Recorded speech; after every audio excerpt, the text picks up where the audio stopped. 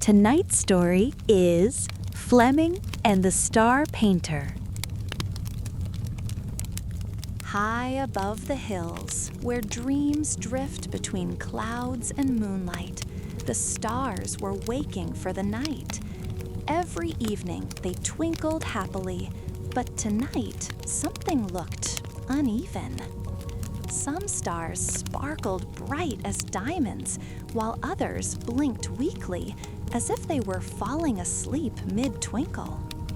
Down below, Fleming the Corgi sat by his window, gazing up at the sky. He tilted his head and wagged his tail slowly. That's odd, he thought. Did someone forget to polish the stars tonight? Just then, a silver feather drifted through the window and landed on his nose. Boop! He sneezed, startled. Attached to the feather was a tiny note that shimmered faintly. It read, "Help! The star painter is behind her work." Fleming blinked. Oh, that sounds important. He grabbed his little red scarf, wagged his tail twice, and trotted out beneath the dark sky. A gust of starlight lifted Fleming up, up, and up, through clouds as soft as frosting, past sleepy owls and drifting dreams, until he landed on a little platform made of moonbeams.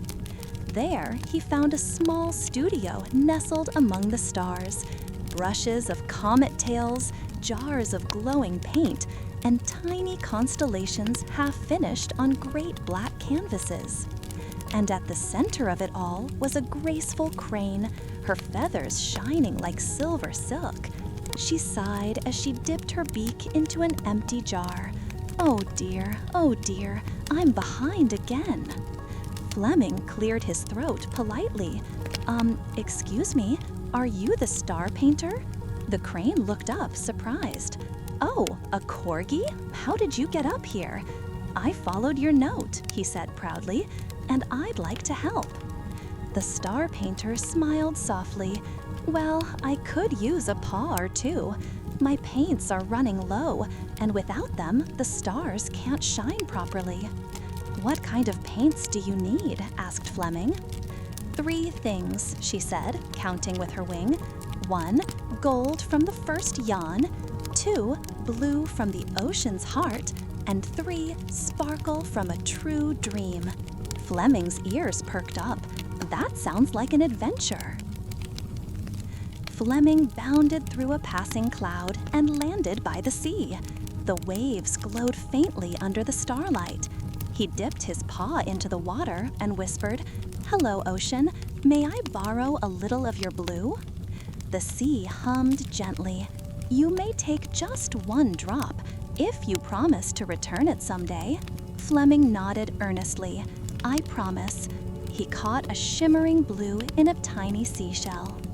Next, he chased the horizon until he found where dawn was still asleep. He tiptoed so as not to wake it too soon, and carefully caught a droplet of golden yawn light as the sun stretched in its sleep. Finally, he closed his eyes and thought of something special, a memory of kindness, warmth, and love. He thought of Luna from the moon garden, the little flower who glowed so brightly after he'd helped her. That memory sparkled inside his heart until a single glimmer floated up, a true dream glowing with gentle joy. He caught it in a jar and smiled. Perfect. When Fleming returned, the star painter gasped. "You found them all." Together, they began their work.